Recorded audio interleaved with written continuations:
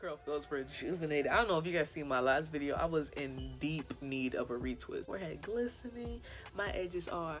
Boy, if you don't get... I don't know, but I feel good. I knew that I would. I feel good. I knew that I would. So good. So good.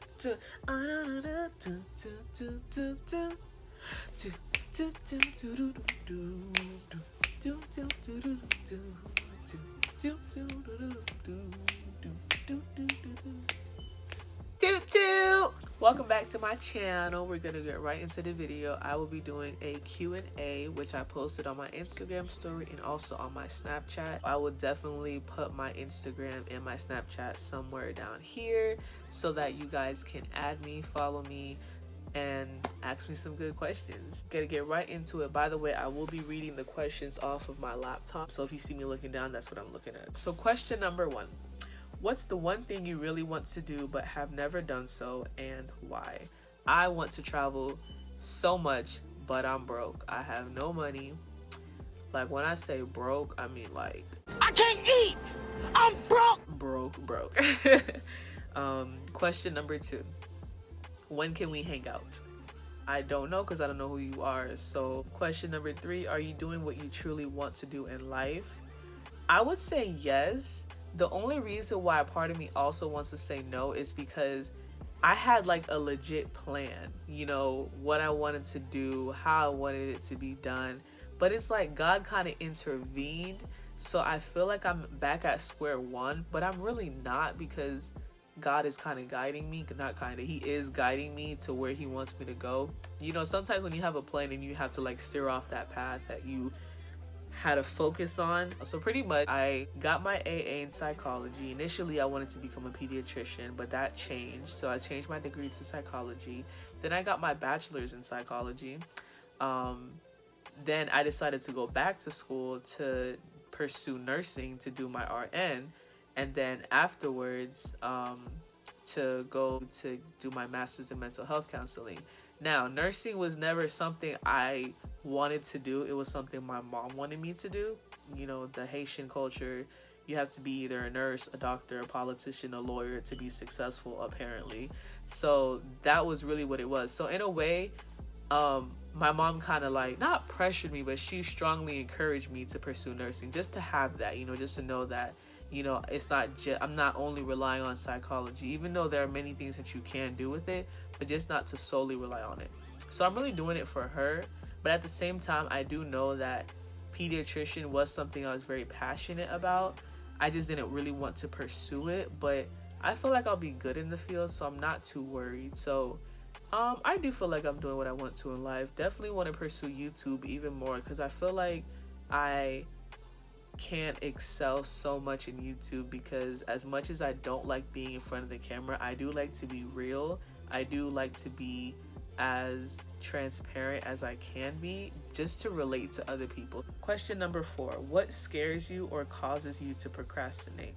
I'm not too sure about what scares you. I don't know if you mean in general, what scares me in life, so I will skip that for now. Maybe I'll do that in part 2. What causes you to procrastinate? Definitely distractions. Like, my phone is a huge distraction, because I can be trying to do homework, then I get a notification on Instagram, so I'm like, okay, let me go look at the notification. Next thing you know, it's just endless scrolling. 1 semester later. Scrolling for like hours upon hours, and the next thing you know, it's nighttime, and then whatever it is I was supposed to do, it never gets done. It's so frustrating. And it's funny, I have this routine. I go on Instagram first, then I go to Snapchat, then I check Facebook, then I go to YouTube, then I go to Twitter, and it's just social media. Like, that's all I do. It's a whole cycle. Like, once I'm done with one, I go on to the next one, then I go to messages, and then I do phone calls. Like, it's always something. And then I start playing games. Listen, y'all, I've been playing Call of Duty for like the past 2 nights now. That game is so addicting, and it's like, I'm actually not too bad at the game, but that's really another distraction. Games, like, I have so many games downloaded on my phone, and sometimes I go through this season where I delete all my games just to end up re-downloading them all over again. So definitely my phone, games, um, and I think that's it. That's really all that distracts me. Yeah, that's pretty much it for distractions.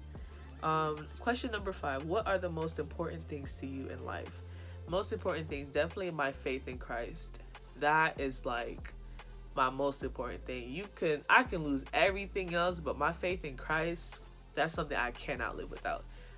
Most important thing I would also say is family. Not just like blood related, but like people outside of blood. I appreciate them so much, especially my church family. What else are most important things in my life? Music. I love music. I love listening to all types of music. It keeps me level-headed because I be going through it, and it's good to like have songs that can lift me up, but also it's good to listen to songs that I can relate to in that moment. So definitely music. And that's it for now that I can think of. Question number 6. If you had one day left to live, what would you do? That I would definitely save for another video. Number 7. If you had $1 million, what would you do with it? Pay off any debt that I currently have and put it in my savings account. Why you always lying? Oh my God. Okay, let me stop lying. Pay off my debt. I would definitely buy a Dodge Charger, pay that off. Then I would buy an Apple Watch because that's something I'm trying to get this month. Let's see. Probably pay off my parents' home. What else?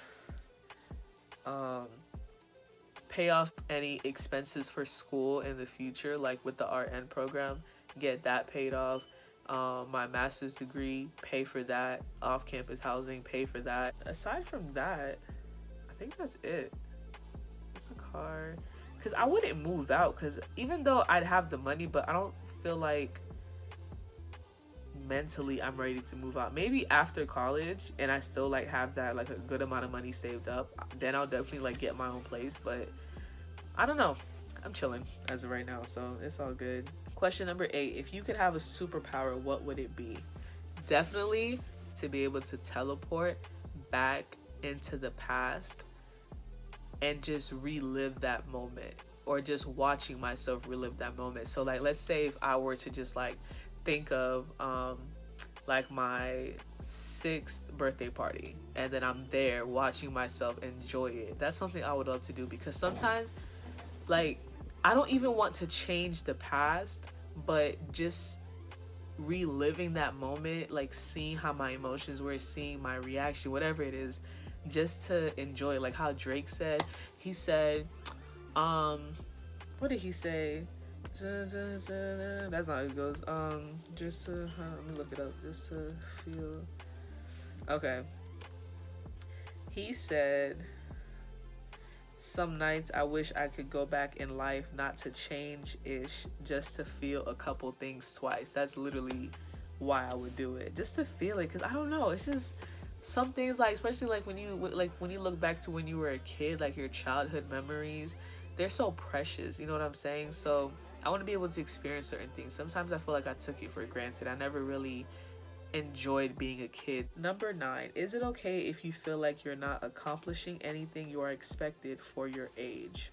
It's okay to feel that way, but it's not okay to stay feeling that way, because social media plays a huge part in this. You know, you look at people, these influencers, these famous people who are probably younger than I am, younger than you are. You see how successful they are. They have money, they have their own car, they have their own home, they have their own businesses, or they have multiple streams of income, and you're like, dang, like what am I doing with my life? Like, why am I not where they are?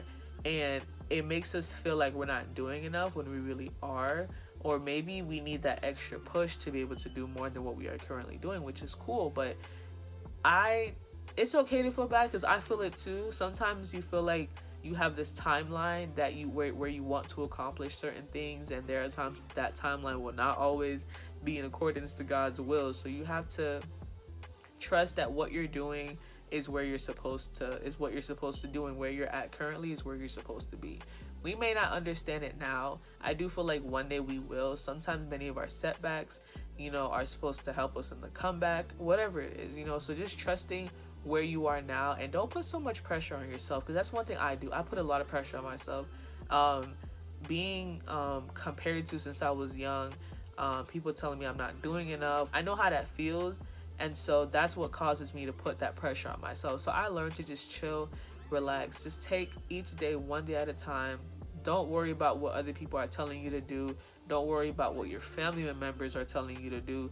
They may mean well for you, but you know what's good for you, because they're not walking in your shoes. You are. So you know what you can handle, you know what you can't handle. So, just chill, breathe, have a game plan, but at the same time, pray on it and just ask God, is this what you want me to do? Or how do you want me to go about doing this?